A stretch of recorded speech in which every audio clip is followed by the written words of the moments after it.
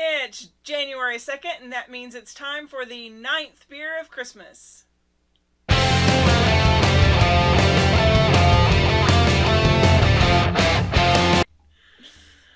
This is our salute to the Mandolorian, Djarin. He's gotta be strong and he's gotta be fast and he's gotta be fresh from the fight. Which to me, and we'll talk a little bit more about this, he is Clint Eastwood in the Man with No Name I don't remember that movie. franchise. There's three of them. With no name? Yeah. I don't remember that. We'll get to that. I'm sure there's all kinds of things I'm going to learn today. The beer we have selected, the beer I have selected, and you agreed to drink. Hopefully it's not a mistake. Hopefully. In our salute to Djarin is Gulden Draak from, and I'm sure I'm going to butcher at least some of this, Brouwerij Van Steenberge in Lindelen, Belgium. It is a dark red triple ale, and it comes in at 10.5% alcohol.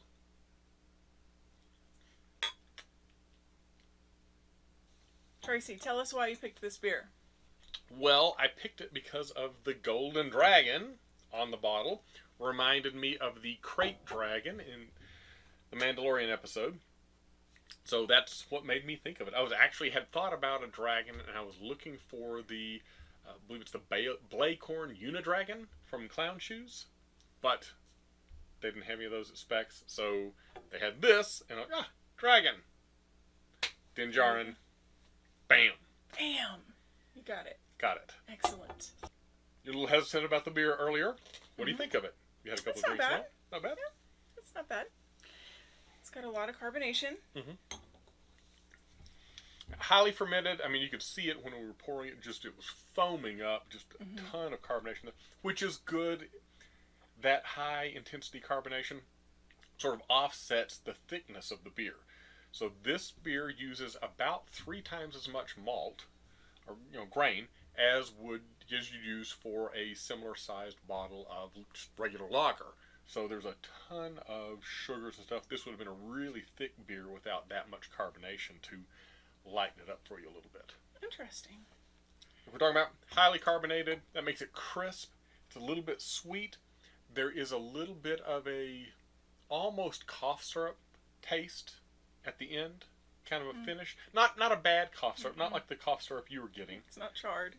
Not the charred licorice cough syrup, but a tastier cough syrup. It's a Robitussin, not a NyQuil. But a good Robitussin. I like Robitussin. Okay.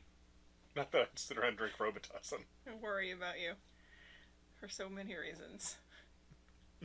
We did pull out our chalices for this beer. It said the correct glassware is the chalice. Of course, our chalices are all from Chimay because they came with a bottle of Chimay at one point in time. But I'm sure they wouldn't mind if we're drinking in a Chimay glass. I hope. We'll see. I'm sure they prefer if we were drinking Chimay. Probably, yes.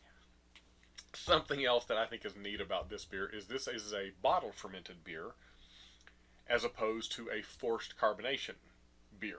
So a lot of your carbonation, they've left yeast and fermentable sugars in the beer when it goes into the bottle, and it just continues fermenting in the bottle. Okay. Over time, as opposed to having the yeast stripped out or filtered out, and then using forced carbonation to carbonate it. So that was the way I used to carbonate the beer when I first started homebrewing. Okay. Is we would put a little bit of extra sugar in the bottle the beer went into the bottle, and cap it, and then you let it sit around for a month or so, and it's carbonated. All right. Excellent. Well, since there's extra yeast and stuff, presumably most of that is sunk to the bottom while it sits. Do you, at the end, stir that up, or do you make sure that you don't drink that? I don't drink that. I usually try to pour and not get all of that in. Okay. I know sometimes you swirl and intentionally do that, so I don't know the difference. That's usually on a Hefeweizen. Okay. I'll swirl the bottle and lift that back up. For a bottled fermented beer, a lot of times, though, I won't. Okay. And that may just come from Hefeweizen. You do that. Maybe all beers you do that. And I just learned that you do it with Hefeweizen. But with homebrew, you wanted to leave a lot, because, I mean, you'd have hops in the bottom of the bottle, yeast, all kinds of things. Oh. If he ever tries to get you to taste hops, like, straight, don't do it. The flavor never comes out of your mouth. It's horrible. Don't do it. There really should have been a discussion for an IPA. Well, you're the one who brought up hops. It's very scary. And, man, it just sticks with you for a long time. It wasn't me, was it? It was the guy at Stone Brewing. Oh, no, it was you. Oh, did I do it also? Oh, you did it. Yep. Well, did you taste it at Stone Brewing? I do not know where it was. It was just very traumatizing. It was very traumatizing. So, if you taste it when we were home brewing, that was either before or after. No, it we wasn't went when to we were home Stone. brewing. We were definitely at a brewery. Okay, that was Stone. Because Stone, Okay. they handed out pellets. And like, here, taste some hops. Yeah. Oh, don't do it. It does stay with you. Yes, it does. We've watched all of the Mandalorian episodes together. Yes. We've watched the Clone Wars and Rebels animated series, which featured Mandalorian characters. That's when we really first get introduced to the Mandalorian characters. Where do you think we're headed? For Djarin specifically. For Djarin Yeah, specifically. and I guess the Mandalorian show. I really think he's going back because he left Grogu, right? Grogu went with, I want to say Mark Hamill. Mark Hamill just shows up out of nowhere with a lightsaber. Luke Skywalker. Okay. Played by Mark Hamill. Yes.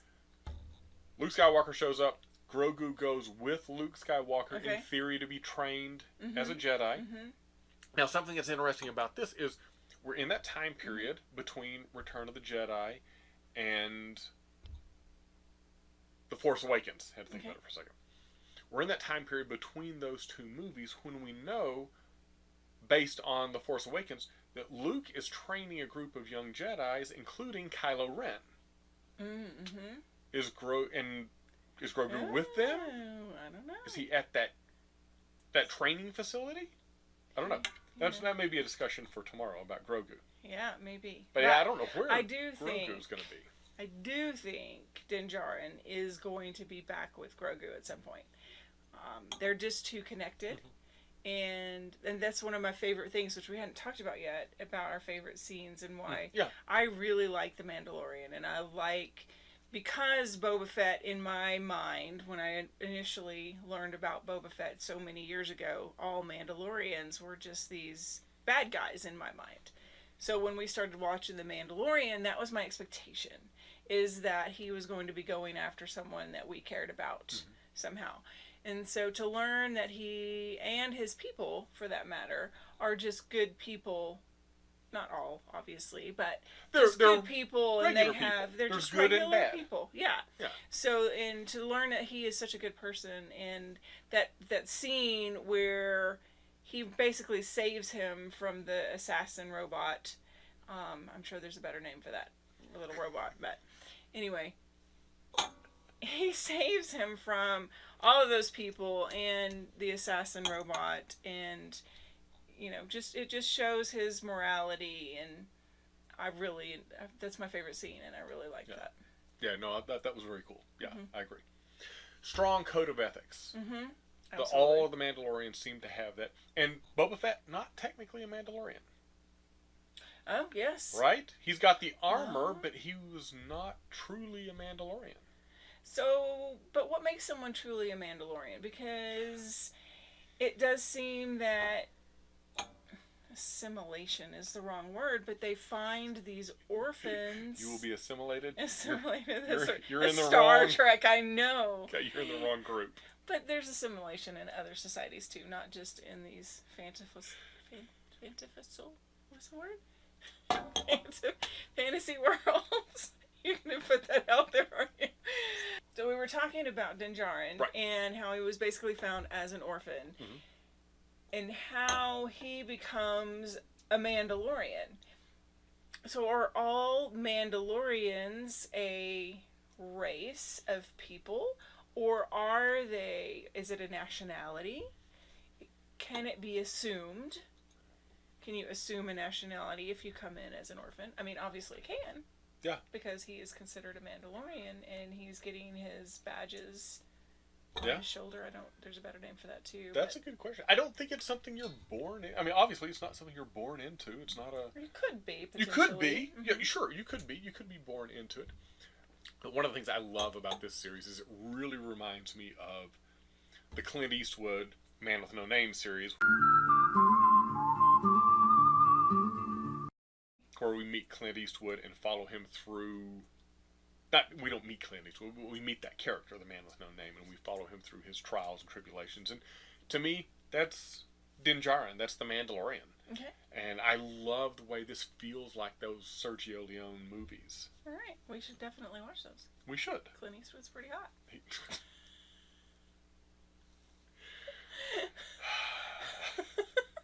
There are actresses you think are hot too. There are plenty of Geena Davis movies that we have watched together just because you think she's hot. So. It's fair. Personally, I don't know where we're going. I do agree with you. I think we're going to Djarin getting Grogu back somehow. To me, it's a buddy cop show almost. Okay. You know, All right. It's Lethal Weapon, and Grogu is played by Danny Glover. All right. Not Donald Glover, who's Lando. But Danny Glover. Yes. He's a very funny man. He's funny. Yeah, I enjoyed him in that series. Anyway, to me, The Mandalorian, the show, is not the same without the two characters. So I think, hopefully, the first part of the season is Djarin finding his way back to Grogu. Okay. And then we get some Grogu time. And not just 9 episodes of Djarin trying to find Grogu and 1 episode of them back together. I think there's... If you want to stretch it out, though, they could do that. They could do that. And I would watch that. I would still watch it, too. I would so watch that. Anyway, whatever it is, yes, we will be glued to Disney+. Yes, we will. This is it for our salute to Djarin the Mandalorian. And we look forward to all of his escapades with Grogu and whatever those may be coming up hopefully later in 2022, this year. Oh, that'd be awesome. That'd be awesome. What beer did you pick to represent Djarin? Or what was your favorite memory of Djarin? Leave us a comment below. And we'll see you tomorrow night for Grogu. Ooh, excellent.